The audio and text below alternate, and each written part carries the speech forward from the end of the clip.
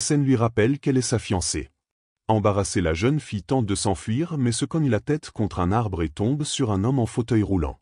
Il trouve cela amusant et demande à Chang de ne pas être nerveuse. Pendant ce temps, Ji trouve du réconfort dans les bras de Xinan et se plaint du comportement de sa demi-sœur. N'ayant pas assez d'argent, elle demande aux voyous de faire pleurer Xian. Le lendemain matin, les deux malfrats se rendent dans un restaurant et provoquent un scandale auprès de la serveuse puis l'arrosent d'eau. Après avoir humilié Kang et l'avoir fait pleurer, les intimidateurs promettent que ce n'est que le début. Après avoir appelé la jeune fille et l'avoir entendue pleurer, Xiang promet de venir immédiatement à son restaurant.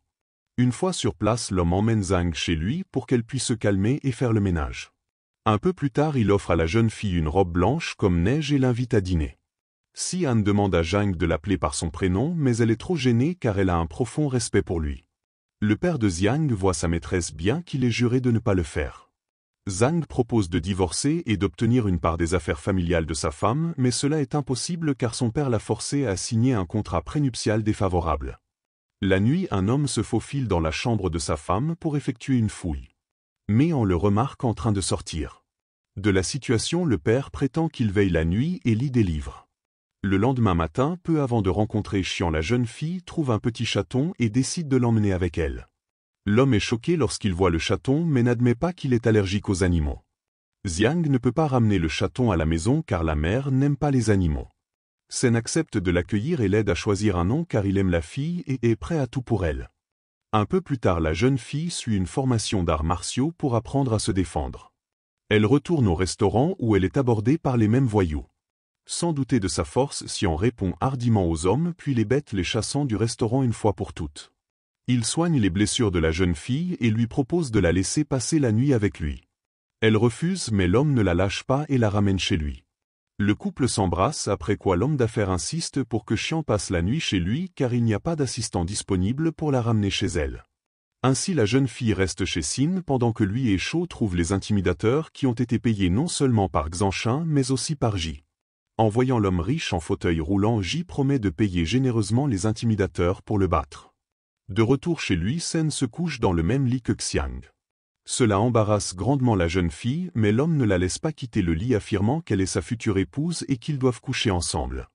Lorsque Xiang se réveille le matin, elle regarde l'homme et se rend compte qu'elle est tombée amoureuse de lui. Lorsque Tiang se réveille, elle est gênée de se retrouver trop près de lui, les laissant la majeure partie du lit vide. Bientôt le couple se rend au petit déjeuner où ils profitent d'un moment romantique sans que l'aide ne s'en aperçoive. De retour chez elle, Xian apprend que sa mère est victime de chantage et qu'elle est déçue par son mari traître. La jeune fille soutient sa mère dans ce moment difficile, après quoi elle retourne chez l'homme riche. Xianan interroge la fille sur ses sentiments pour lui en supposant qu'elle est amoureuse. Très embarrassé, Chang dit qu'ils sont amis tout comme son assistant. Le couple est remarqué par la petite nièce de Jean qui comprend pourquoi cela fait si longtemps que son oncle n'est pas venu lui rendre visite. King dit que Xian et Chang sont faits l'un pour l'autre puis les aide à surmonter leur peur en plaçant la main de la jeune fille dans celle de son oncle. Le roi Xing pousse Zhang dans ses bras et s'enfuit.